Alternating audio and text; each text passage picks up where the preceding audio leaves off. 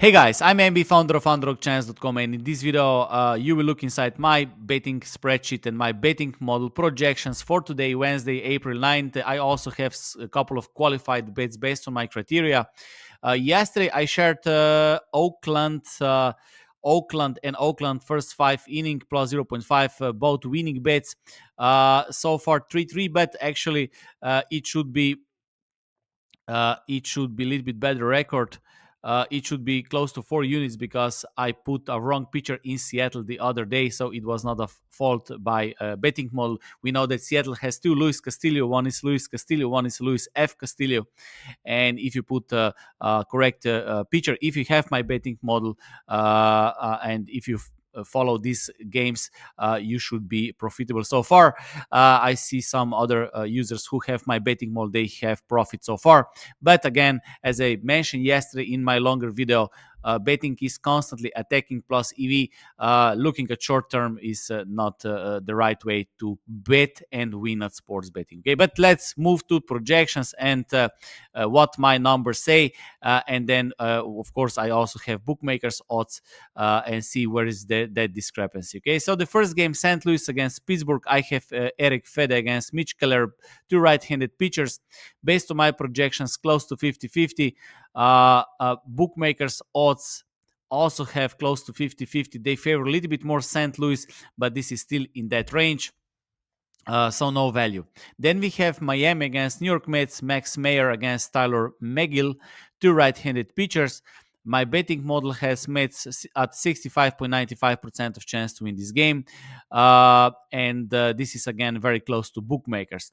Yankees against Detroit, Max Fried against Jack Flaherty, lefty against righty. Based on my projections, Yankees should be small favorite. And they are a favorite, but not small. They are pretty big favorite compared to my odds. So I believe there is small value with Detroit at home, but based on my criteria, still not good enough. I can check first five innings, also not qualified. Okay, then we have Texas against Chicago Cubs.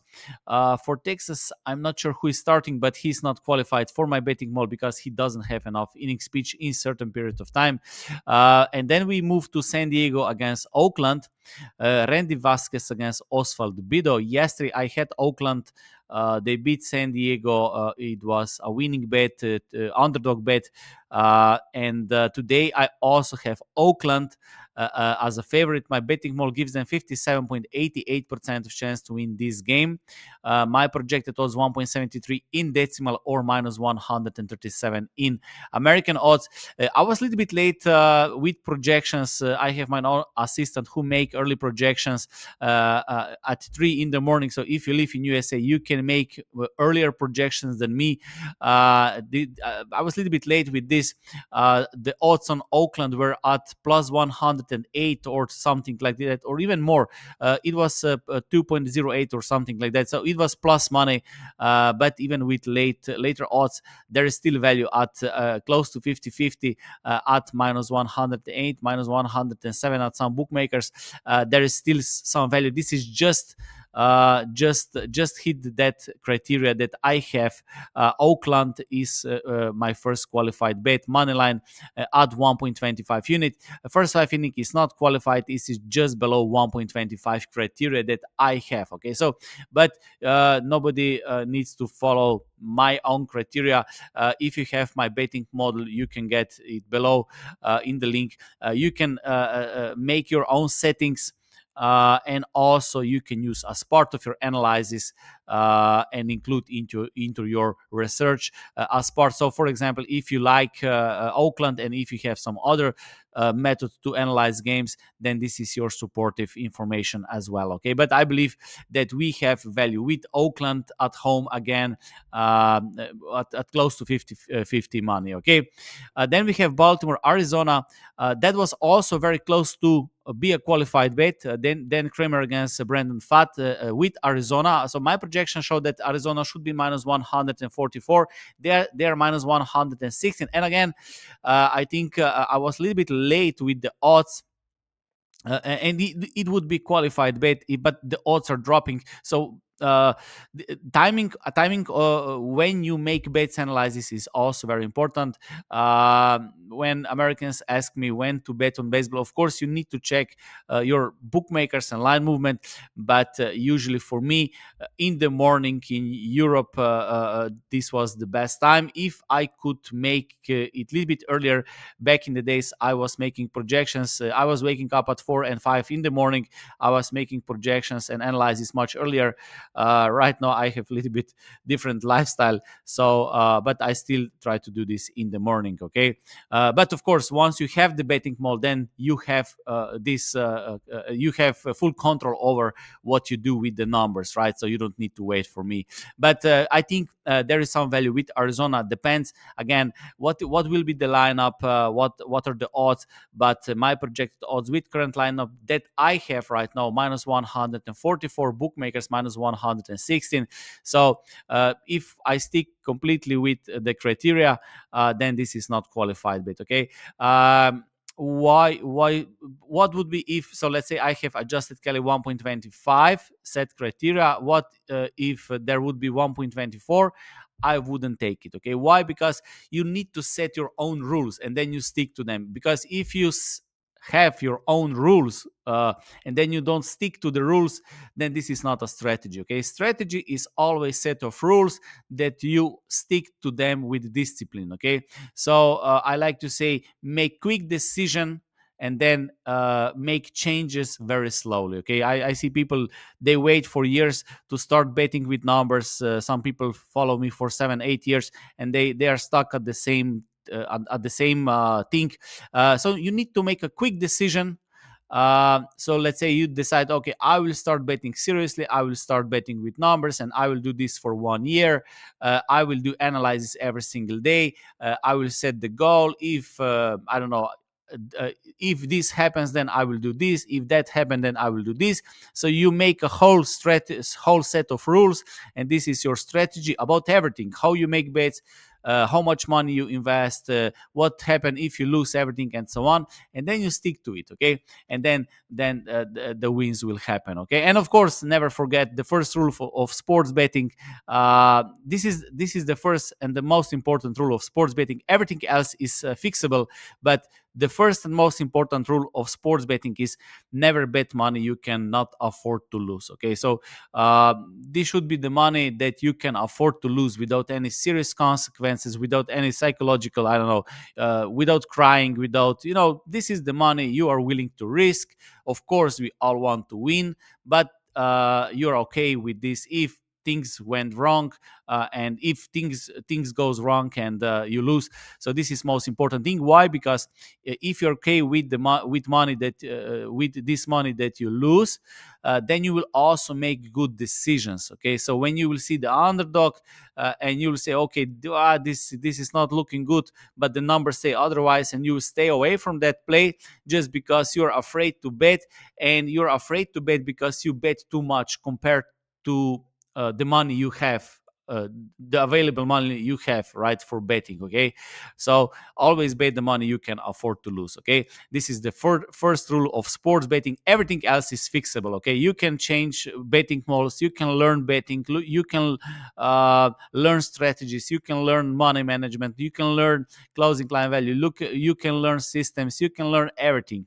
But if you lose money, then you're out of your business. So and if you cannot pay the rent, food, and so on, then you're out of your business, right? Then everything is completely wrong, right? So this is the first rule of sports betting.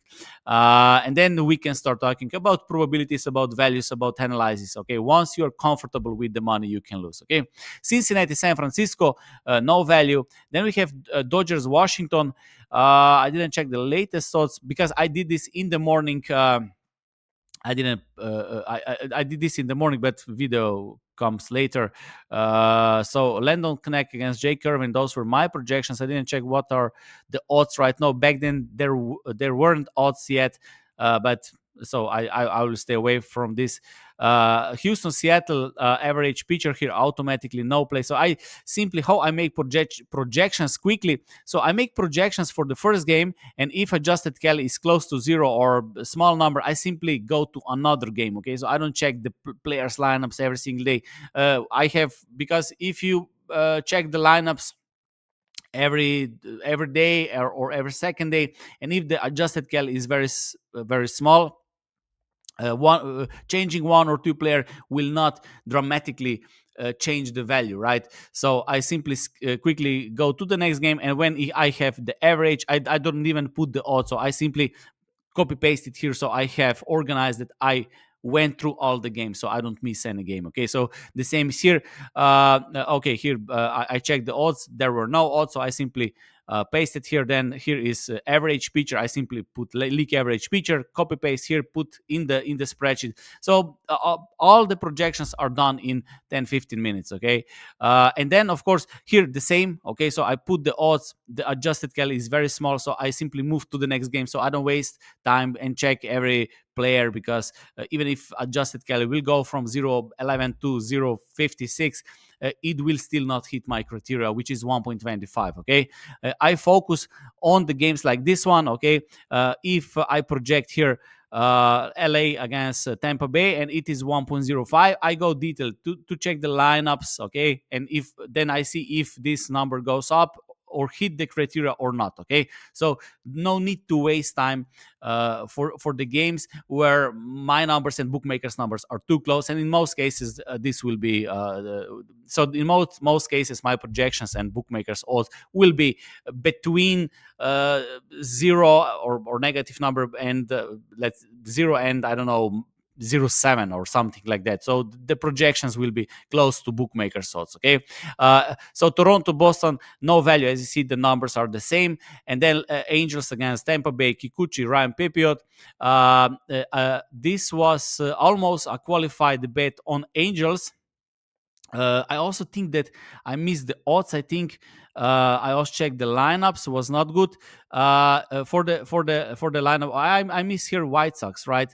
So White Sox first five inning against plus 0.5 is qualified bet, and LA Angels plus 0.5 in first five innings. So what I have so far: Oakland money line. This is just hit the criteria. Okay, Oakland at plus money would be much better, but this is just the last odds, the takeable odds. Okay, then I have White Sox plus 0.5 in first five inning for 1.5 unit, and Angels first five inning plus 0.5. 2.05 unit, 2.05. So that means that they should not lose in first five innings. So if the game is tied, then this is a winning bet. Okay, but what I wanted to say here, so I simply I check both money lines and first five innings. Right, when the number is a little bit bigger, then I dig deeper into the numbers. Okay, Philadelphia, Atlanta, no value, so I simply move, and of course I also check first five innings, but the video is too wide, so I cannot, it is not. If I show you whole table, the numbers would be too small in a zoom in this video on the screen, right? So I just show you money lines. Minnesota, Kansas, based on my projections, Kansas should be an underdog, so there is a value with Minnesota. Again, this was very close to value, and also close to value in first five inning, but I set the criteria at 1.25 at this moment. In the past, so I'm tracking this for years now. The bigger, the more selective you are, the better closing line value, also the better profit. But with more plays, even with a little bit smaller ROI, you make a profit. So 1.25 is good criteria, but during the season, I can also adjust it. For example, if you watch my NHL videos, at the start, I was doing one adjusted Kelly, and then once I become more selective, now it is hitting, I know, 15, more than 15 units so far. I will also show a qualified bet for today's NHL game in the next video. But when you create a betting model, you don't need to change the betting model every single time. Okay, the first thing you do, you try to be more selective, try to change small things, make small tweaks, and then do this before creating completely new betting model, completely new things. Okay, I also see people, they have one betting model or two betting models or something like that, and then they want to have this and that new sports. It is always, when you start, it is always good to start with one and be good at that, and then move to more. Of course, in the long run, it is good to have more betting models, because with this you know what you're doing. But it is better to be good at something and then move from there. Okay, the changes must be always slow. Okay, every single serious business, every single serious, I don't know, successful company, they make slow changes. Okay, they make quick decision but slow changes. Okay, this is those are two different things. Okay, so Minnesota is value here, small value, but not good enough for me. And the last game, Milwaukee, Colorado, we don't have the odds yet.